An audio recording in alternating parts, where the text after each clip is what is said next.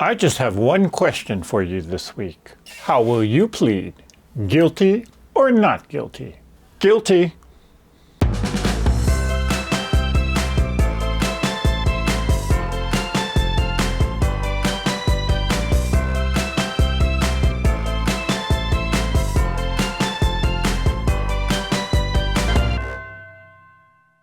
Half-square triangles are arguably the most versatile quilt block there is. But what about strips? I tend to think that you can do a lot of quilts with just strips. Throughout this series, we've done a number of strip blocks by making strip sets, by sewing strings together, or just sewing strips together. So, what other blocks can we do? Let's find out.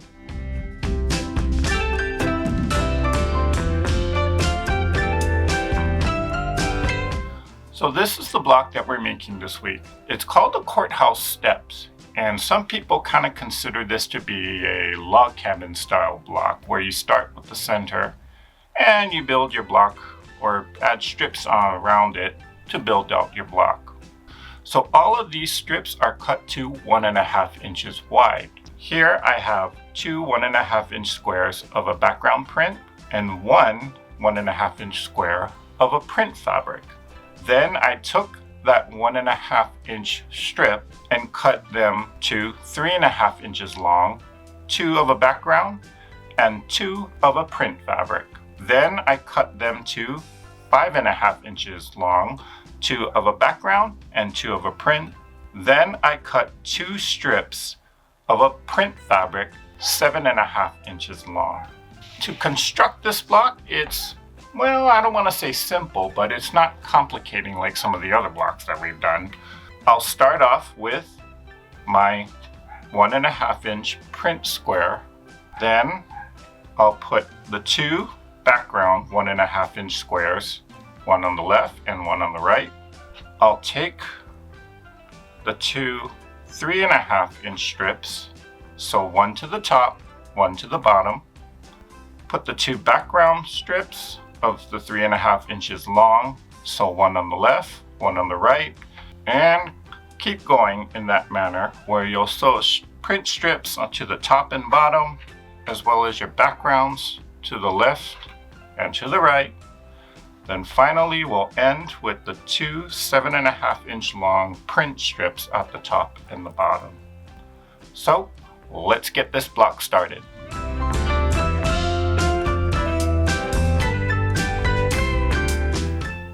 So we're going to start with the middle here, and I'm going to just sew these two together. Right sides together.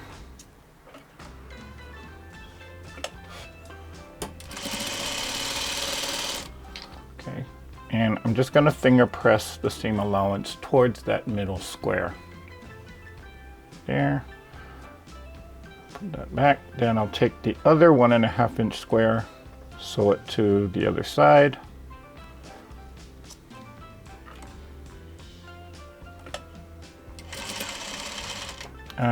Thread broke. Why does the thread keep breaking?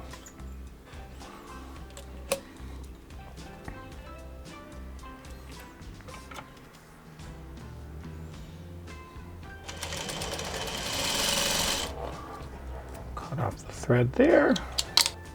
Finger press the seam toward the center. Okay, then we'll sew on this print strip there.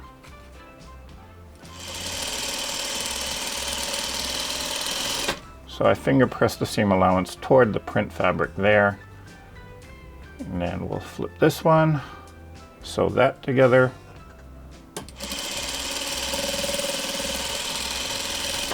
Then I will finger press again towards that print fabric.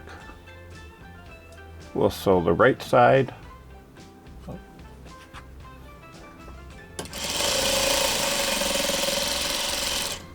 Just finger press that out. Then we'll add, the other side to it.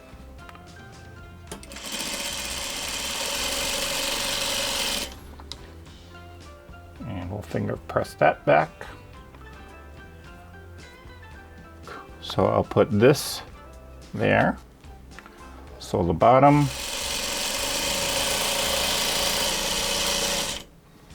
And my thread broke again.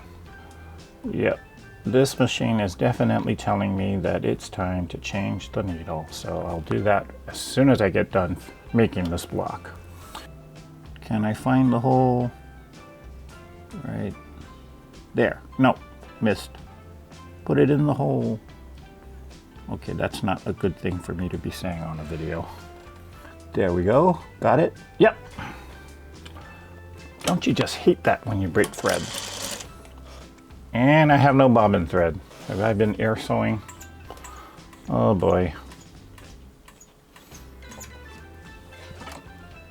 You know, I think I'm gonna call this video the thread break video, because there's a lot of problems with this. How many thread breaks can I survive in one video? Ooh, I got the thing through the needle, or through the eye, on the first try. Okay, is that a sign of things to come? Let's see. Okay, here we go. Nope, it broke again. Is my tension too...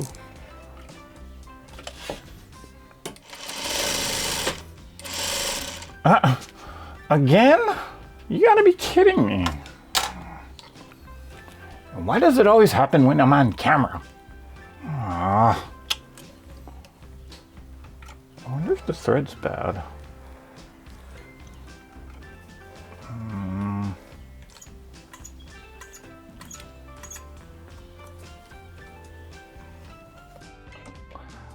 You're a good machine. You're a good machine. Please be nice to me. No more thread breaks. Oh. Why are you doing this to me?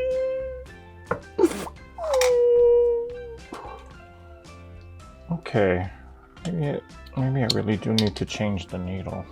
Yeah, the tension's pretty bad right now. What is wrong with you? Check the bobbin. Is the bobbin all right? Yep, the bobbin's okay. Yeah, just one of those painful things about quilting and sewing in general. So, oop.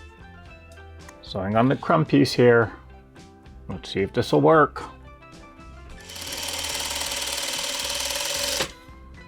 Okay, it's good for now.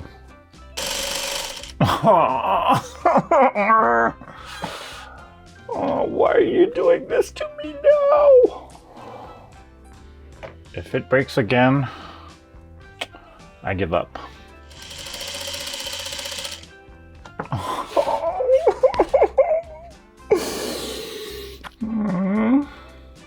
Did I thread it correctly? Maybe that's the problem. My God. After all of that, why didn't I capture this? Let me show you. Yep, there's the culprit. It's threaded wrong. Oh my gosh. Why didn't I see that? It was right in front of me, right there.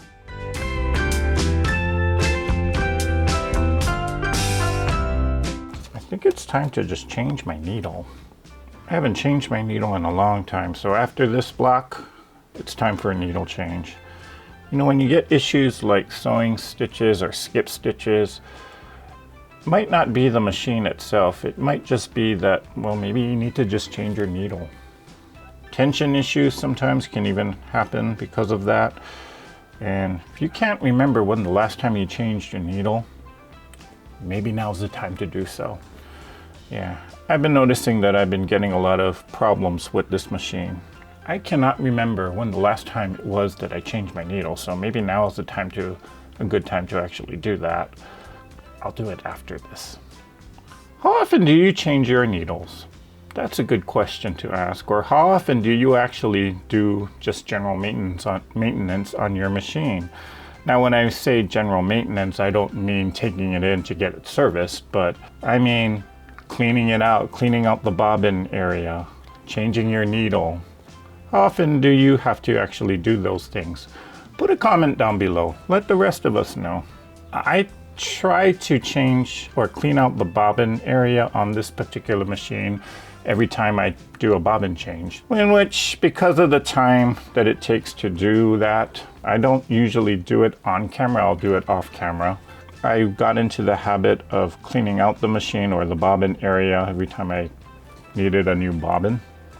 You know, when you get problems or issues with thread breakage, tension issues, it's always a good idea to rethread your machine or check that the thread or the machine is threaded correctly. Okay, got it there. Can I get it in? Can I get it in? I got it. Woo, okay.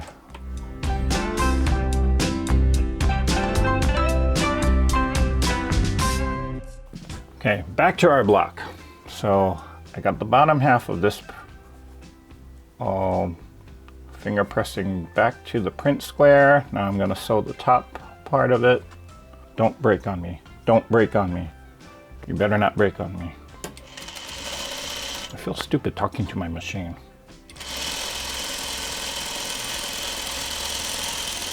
Finger pressing that back. Now we sew on the two backgrounds again. Almost done.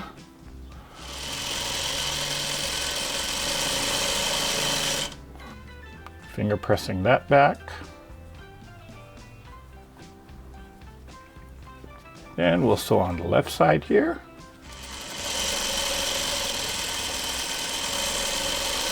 Okay, so this is what we got thus far. Time to sew on the last two pieces, which I'll sew this to the top.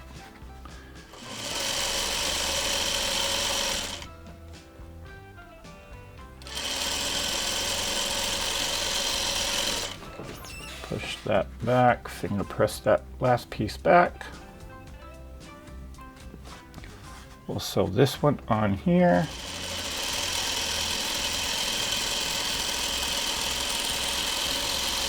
We'll finger press this back.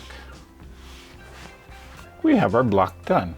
After 5 different thread breaks and issues with this machine, here we got the Courthouse step block done. So let's give this block good pressing and we'll call it done.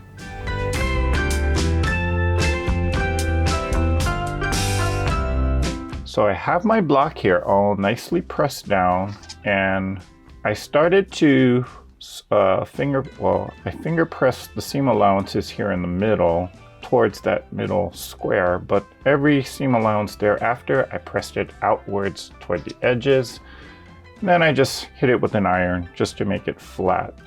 I wanted a block that measured 6.5 inches. This block as it is, it'll come out to 7.5 inches. If you want to keep it at 7.5 inches, that is perfectly fine, but I want a block that ends up being 6.5 inches. So I'm gonna cut it down just a tad bit. And I'm only just gonna trim off the edges here on the sides. Let me grab my little smaller purple cutting mat so I can rotate it. And this ruler here, or this square, is 6.5 inches. So I'm just gonna line it up or center it as best as I can. Doesn't have to be exact. And I'm just gonna trim it down to 6.5 inches here.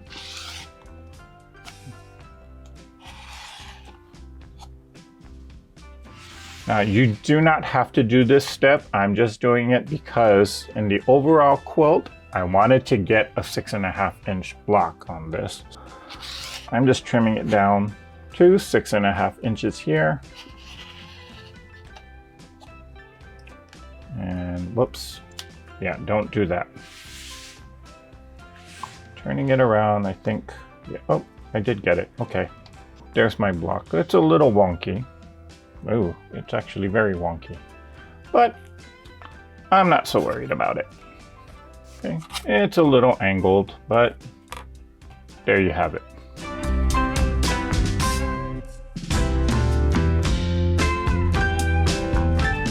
Here is my finished courthouse step block. Now the block, again, as you saw me do, I squared it up to 6.5 inches. Now if you don't want to square it up, or if you choose not to do that, your block should measure around 7.5 inches. But I wanted a 6.5 inch block so that I could fit it into the overall quilt here. The choice is yours, whether you want to keep it at 7.5 inches or square it down to 6.5 inches. That's up to you. Now, if you caught this, when I was squaring up or cutting or trimming around the edges, I didn't have my ruler quite exactly straight. So it's a little bit wonky, but hey, I like the crazy, so I'm gonna keep it as it is. Well, that's it for this video. I hope you enjoy making your courthouse step.